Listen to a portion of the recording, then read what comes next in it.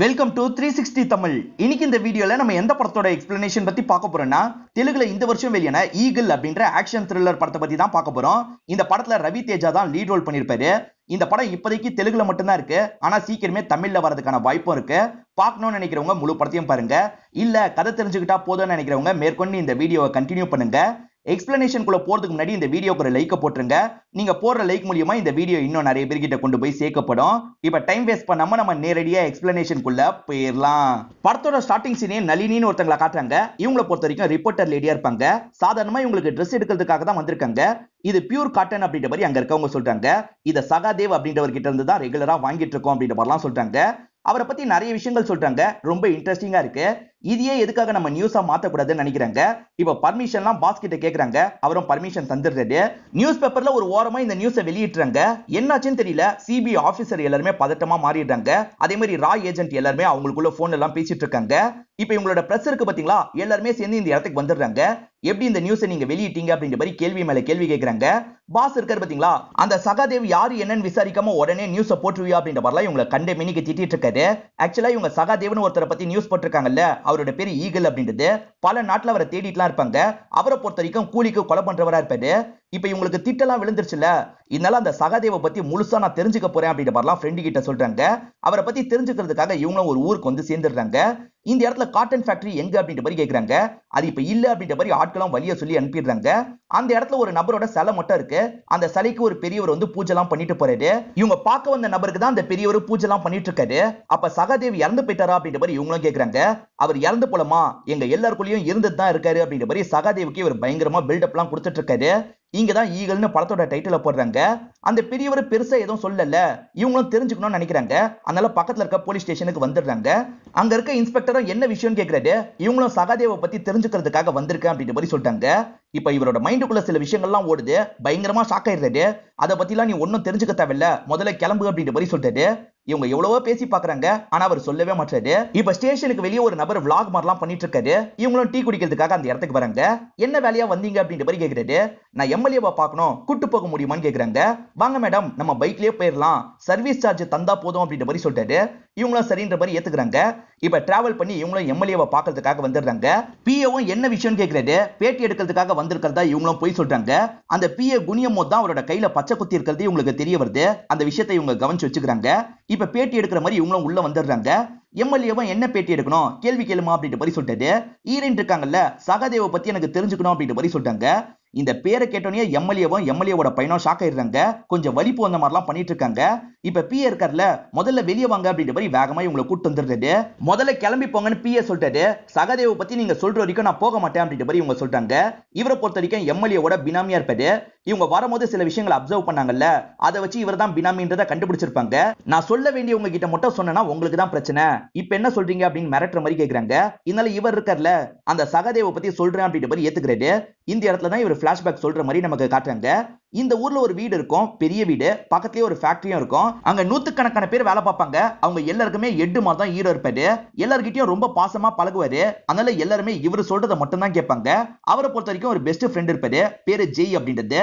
இப்ப சின்ன பசங்களுக்கு அம்பை எப்படி விடணும் அப்படின்ற மாதிரிலாம் இவர் சொல்லி தந்துட்டு இருக்காரு. அந்த வழியா தான் எம்எல்ஏவோட பையன் இருக்காரு பாத்தீங்களா, கட்சி போஸ்டர்லாம் தந்துட்டு வந்துட்டு இருக்காரு. எப்பவுமே இந்த வீட்டுக்கு வந்து தரக்கூடாது அப்படின்ற மாதிரி ஒரு ரூல்ஸ் எல்லாம் போட்டு வச்சிருப்பாங்க. இந்த பையனோட ஆள் இருக்கார்ல, இந்த வாட்டி கண்டிப்பா நம்ம இந்த போஸ்டரை உள்ள போடணும் அப்படின்ற மாதிரி சொல்றான். அதனால அந்த பேம்ப்ளெட் இருக்கு பாத்தீங்களா, அதை தூக்கி உள்ள போடுற மாதிரி ஏறிறான். கரெக்டா இந்த இடத்துல ஹீரோ என்ட்ரியை கொடுக்குறாரு. அந்த வில்லத்தா அப்படின்ற மாதிரி வாங்கிக்கிறாரு. இப்ப அம்பை இழுத்து விடுறாரு.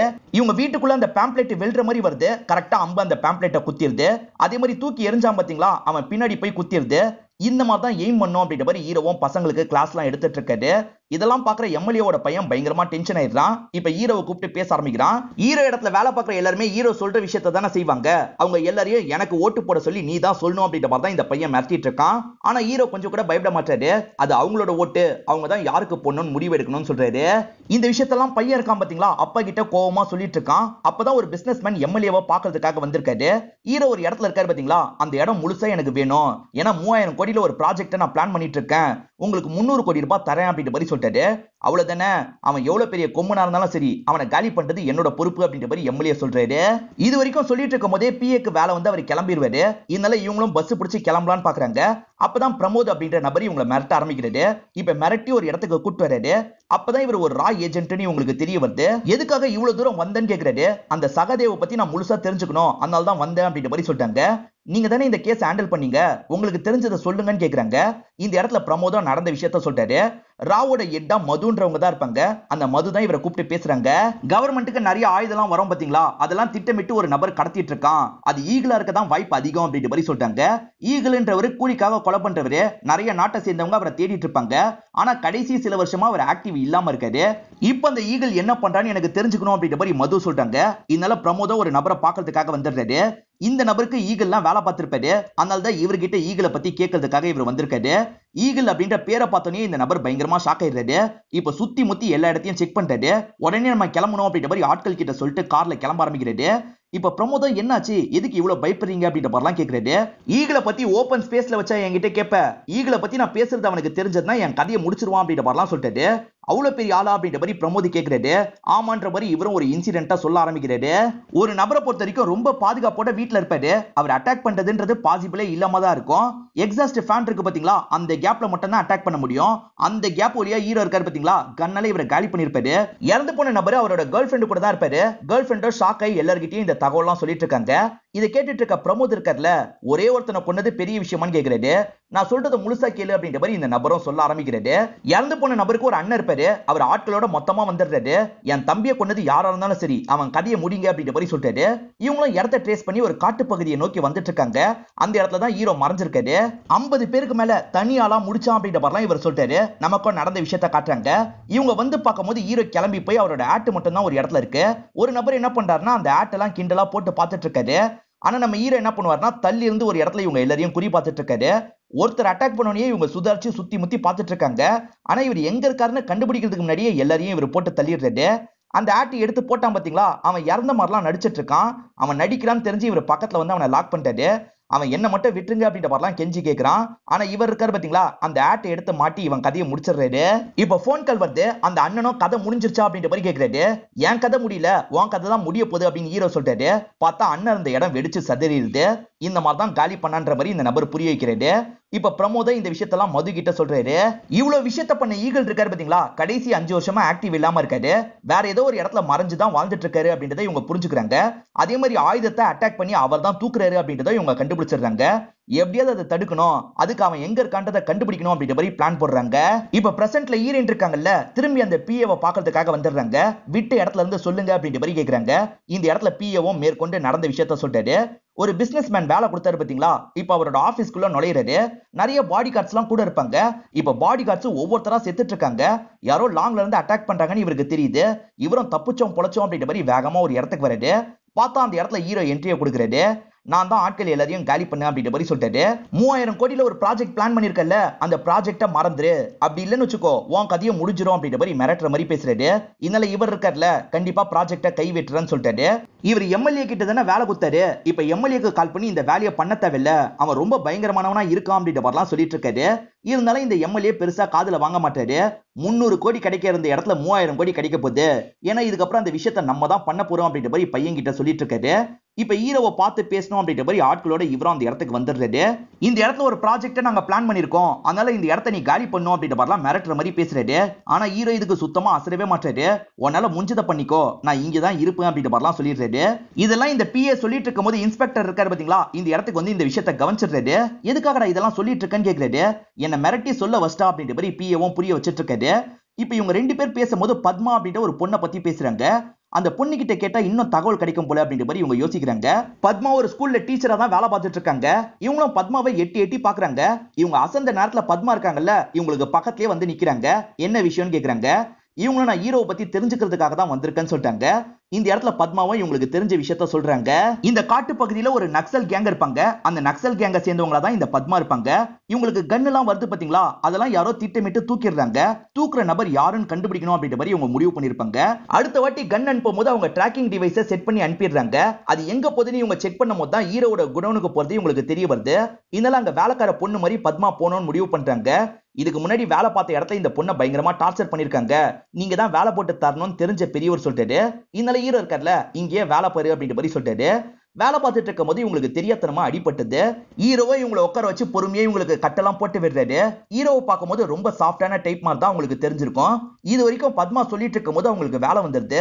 நான் வேலைக்கு கிளம்பணும் அப்படின்ற மாதிரி இவங்களும் வேகமா கிளாஸ்க்கு கிளம்பிடுறாங்க. ஹீரோவோட வீடு இருந்ததுக்கு எதிர ஒரு டீ கடை இருக்கும். அந்த டீ கடையில இருக்க நபருக்கு ஒரு பையன் இருப்பான். அந்த பையன் கிட்ட இவங்களும் ஹீரோவை பத்தி பேசி பாக்குறாங்க. ஹீரோ பயங்கரமா குறி வைப்பாரு, அது மட்டும் எனக்கு தெரியும் அப்படின்ற மாதிரி இந்த பையனும் சில எக்ஸாம்பிள்லாம் சொல்லிட்டு இருக்கான். இதெல்லாம் இந்த சின்ன பையனோட அப்பாவும் கவனிச்சிட்டு இருக்காரு. மேற்கொண்டு நடந்த விஷயத்த அவர் சொல்ல ஆரம்பிக்கிறாரு. நமக்கும் காட்டுறாங்க. இந்த எம்எல்ஏவும் பையனும் சேர்ந்து ஹீரோவோட கதையை முடிக்கணும்னு பிளான் போட்டிருப்பாங்க. இவங்க கிட்ட போதுமான ஆட்கள் இல்ல, அதனால வேற ஒரு ரவுடியை இறக்கணும்ன்ற மாதிரி பிளான் பண்ணி அந்த ரவுடியை வந்து பாக்குறாங்க. அந்த ரவுடியும் காசெல்லாம் வாங்கிக்கிறாரு. இன்னைக்கு நைட்டு கதை முடிஞ்சிரும் சொல்றாரு. ஹீரோவோட வீட்டுக்குள்ள ஒரு காளி தெய்வத்தோட சிலை இருக்கும். இப்ப பூஜை மாதிரிலாம் நடத்திட்டு இருக்காங்க. எல்லாருமே ஆடிட்டு இருக்கும் போது ஹீரோவையும் ஆட சொல்றாங்க. ஹீரோவும் சேர்ந்த மாதிரி ஆடிட்டு இருக்காரு. அப்ப இவரோட ஃப்ரெண்டு ஜெய் இருக்காரு பாத்தீங்களா, அவர் தான் ஆயுதத்தெல்லாம் எடுத்துட்டு வந்துட்டு இருக்காரு. ஆயுதம் இந்த இடத்துக்கு தான் போகுது அப்படின்றத பிரமோதம் கண்டுபிடிச்சிடுறாரு. எம்எல்ஏவும் பிஏவும் அந்த டீ கடையில் தான் உட்காந்து இருக்காங்க. உள்ள போங்கன்ற மாதிரி ஆட்களுக்கு எம்எல்ஏவும் சிக்னல் பண்றாரு. இப்ப ஆட்கள் பையன் கூட சேர்ந்த மாதிரி உள்ள வந்துட்டு இருக்காங்க. இப்ப உள்ள வந்த ஜெய் இருக்காரு பாத்தீங்களா, ஆயுதத்தெல்லாம் கொண்டு வந்துட்டேன் அப்படின்ற மாதிரி சொல்லிட்டாரு. அதே மாதிரி என்ன ஃபாலோ பண்ணி ஒரு 10-15 பேர் வந்திருக்காங்க, கவனிச்சுக்கோங்க அப்படின்ற மாதிரி சொல்லிட்டாரு. பாத்துக்கிறேன், கன் எடு அப்படின்ற மாதிரி இவரும் கண்ணை வாங்கிக்கிறாரு. எல்லாருமே ஒளிஞ்ச மாதிரி தானே இருக்காங்க, அதனால ஹீரோ கண்ணியே மூடிக்கிறாரு. நீ டைரக்ஷனை மட்டும் சொல்லுன்னு சொல்லிட்டாரு. இப்ப ஜெய்யும் டைரக்ஷனை 11 o'clock 7 o'clock அப்படின்ற மாதிரி சொல்லிட்டு இருக்காரு. இவரும் கரெக்டா அந்த டைரக்ஷன் எல்லாம் ஷூட் பண்றாரு. ஆட்கள் ஒவ்வொருத்தரா இறந்து போயிட்டு இருக்காங்க. இதை பார்த்து அந்த ரவுடி ஷாக் ஆயிடுறாரு. இவன் என்னடா ஷூட் பண்ணியே காலி பண்ணிடுவான் போலன்னு சொல்லிட்டாரு.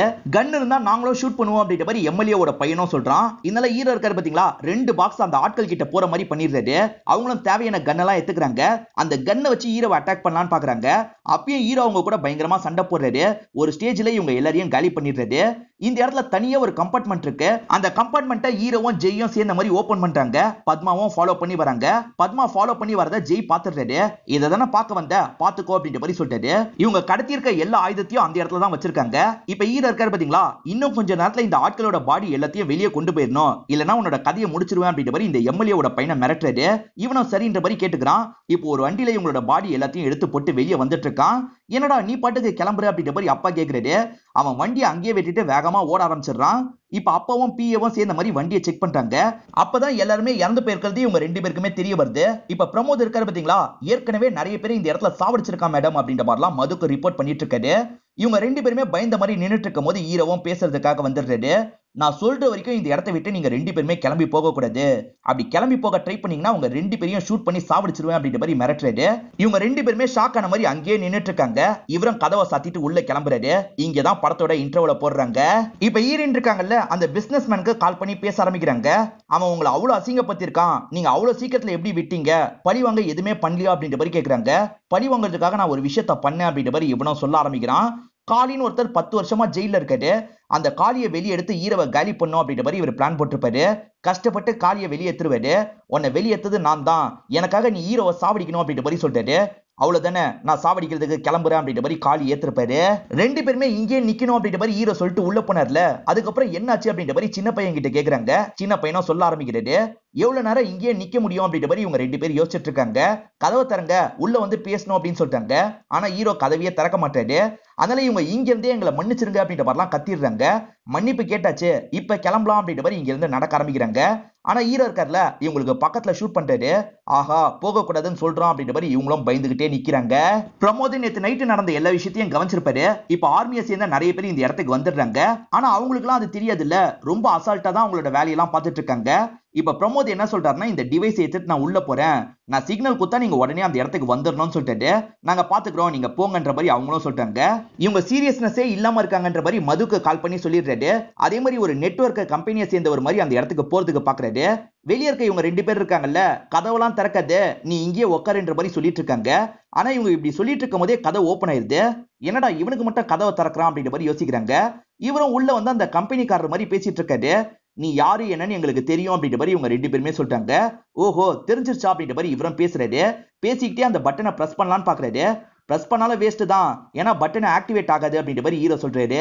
நான் கொஞ்ச நேரத்துல வெளியே போலனா உங்களுக்கு தான் ப்ராப்ளம் அப்படின்ற மாதிரி பிரமோத் சொல்றாரு. அதெல்லாம் நாங்க பாத்துக்கிறோம் அப்படின்ற மாதிரி இவங்க இருக்காங்க பாத்தீங்களா, பத்மாவை எங்க லாக் பண்ணி வச்சிருக்காங்களோ அந்த இடத்துல இவரையும் லாக் பண்றாங்க. பத்மாவும் நீங்க யாருன்னு கேக்குறாங்க. நானா ஒரு கம்பெனியை சேர்ந்தவன் அப்படின்ற மாதிரி கிண்டலா சொல்லிட்டாரு. ஓஹோ, கம்பெனியை சேர்ந்த எல்லாருமே இங்கதான் இருக்கீங்க போல அப்படின்ற மாதிரி பத்மா கிண்டல் பண்றாங்க. அப்பதான் ஹீரோ நடக்கிற எல்லா விஷயத்தையும் சிசிடிவி வழியா பாக்குறாருன்னு தெரியுது. ஆஹா, இதெல்லாம் பார்த்திருக்கானா அப்படின்ற மாதிரி இவர் யோசிக்கிறாரு. இந்த நக்சலுக்கு ஒரு டெரரிஸ்ட் குரூப் தான் ஆயுதம்லாம் தருவாங்க. இப்போ ஆயுதம்லாம் இங்கதான் இருக்குன்னு தெரிஞ்சிருச்சுல, அதனால அட்டாக் பண்றதுக்காக வந்துட்டு இருக்காங்க. அதே சமயம் பிரமோத் வரலன் ஆர்மி ஆட்களும் வந்துட்டு இருக்காங்க. இது எல்லாத்தையும் ஹீரோவும் ஃப்ரெண்டும் கவனிச்சுட்டு தான் இருக்காங்க. இப்ப ஹீரோவும் எல்லாத்தையும் ரெடி பண்ணுன்னு சொல்லிட்டாரு. அதுக்கேத்த வேலையெல்லாம் ஜெய் பண்றாரு. இப்ப டீ கடை ஓனரும் கீழே படுத்துறாரு. நீங்களும் வந்து படுத்துருங்க அப்படின்ற மாதிரி எம்எல்ஏ கிட்ட சொல்றாரு. நானும் வந்து படுக்க மாட்டேன் அப்படின்ற மாதிரி எம்எல்ஏ சொல்றாரு. ஆனா எம்எல்ஏவோட பிஏக்கு பயம் வந்துருது. வேகமா படுத்துறாரு.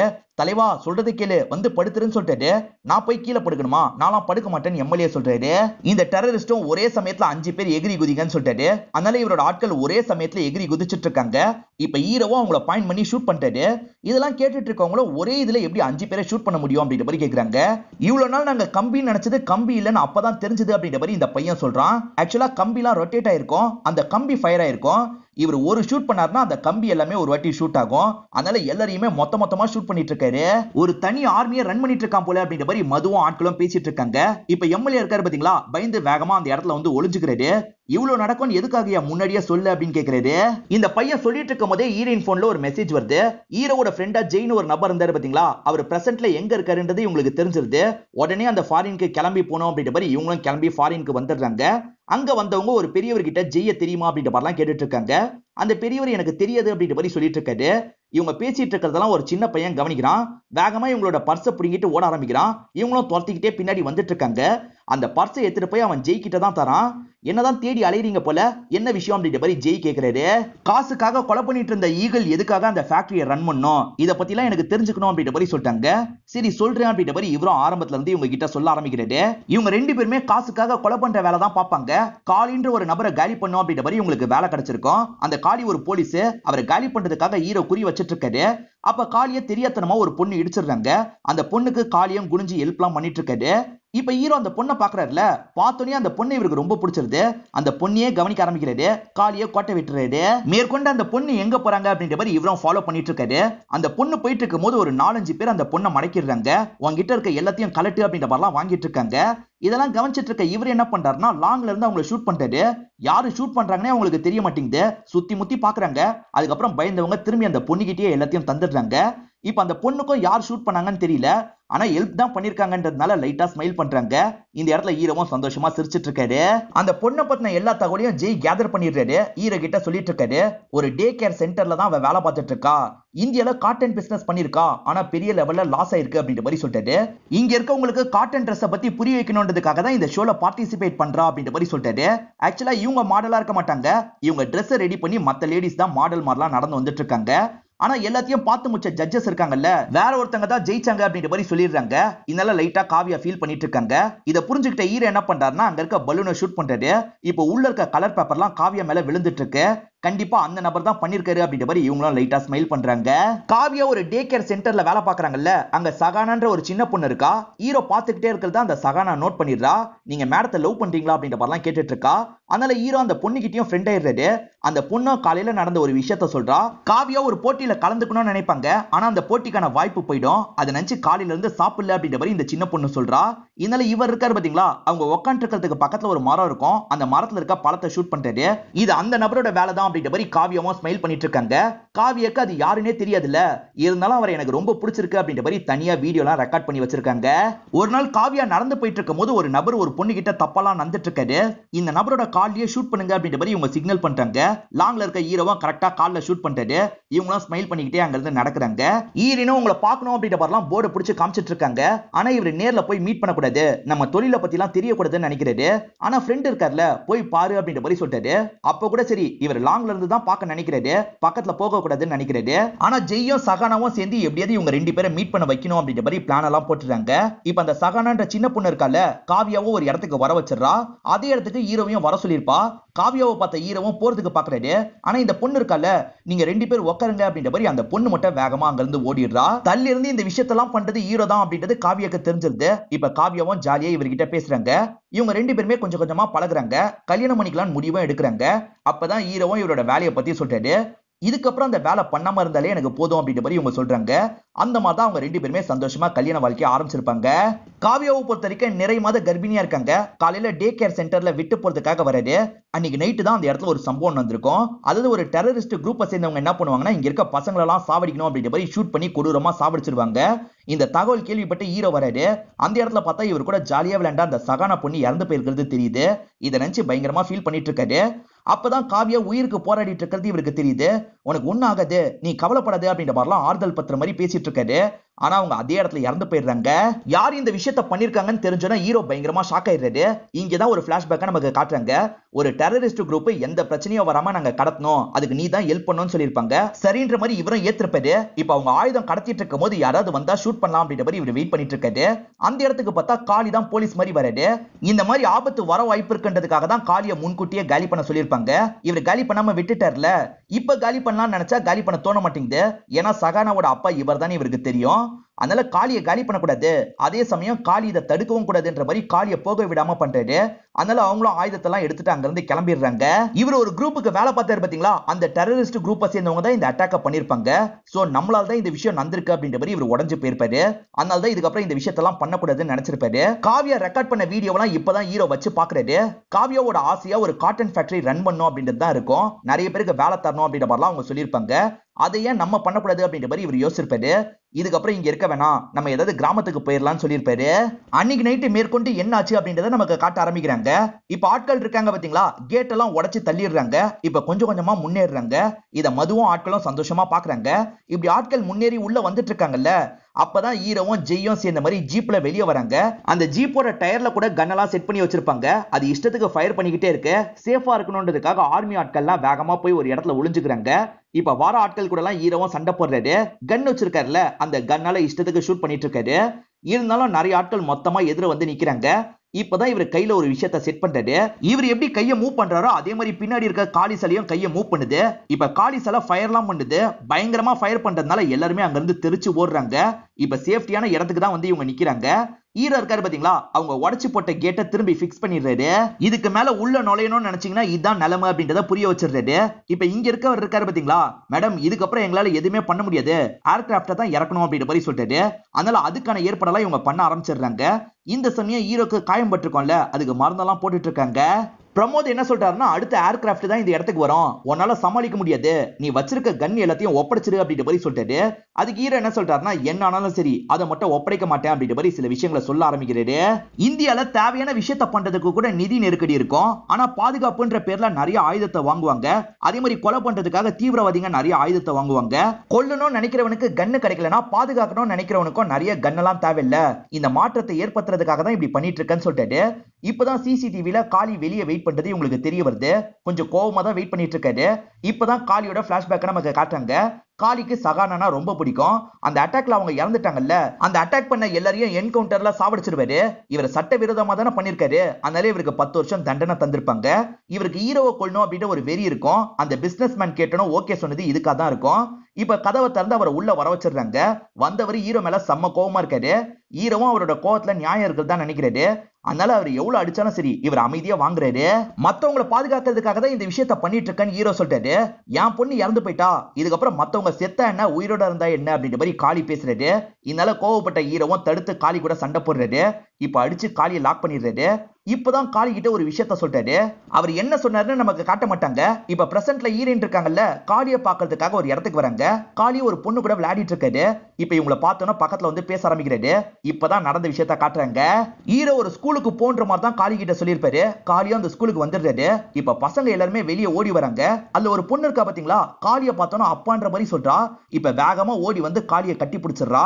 இப்போ ஒரு பிளாஷ்பேக் நமக்கு காட்டுறாங்க. அந்த அட்டாக்ல காவியை இறந்து போயிருப்பாங்க. ஆனா வயிற்றுல இருந்து ஒரு பெண் குழந்தை கிடைச்சிருக்கும். அந்த பெண் குழந்தையை இவர் ஒரு ஹாஸ்டல்ல வச்சு தான் வளர்ப்பாரு. அடிக்கடி அப்பான்ற மாதிரி பேசிட்டு இருப்பாரு.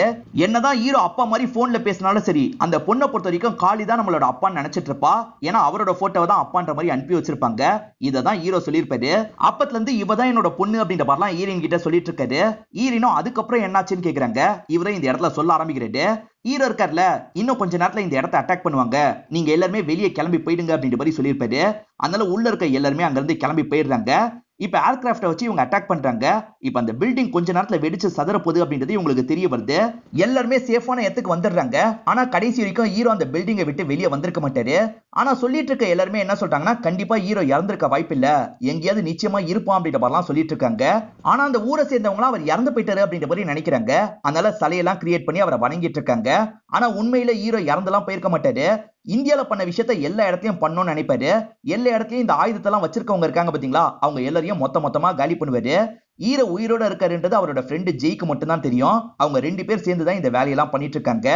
இந்த எல்லா தகவலையும் ஹீரோயின் கலெக்ட் பண்ணாங்க பாத்தீங்களா, இதெல்லாம் ஒரு புக் மாதிரி எழுதணும் அப்படின்ற மாதிரி ஒரு புக் மாதிரி எழுதிடுறாங்க.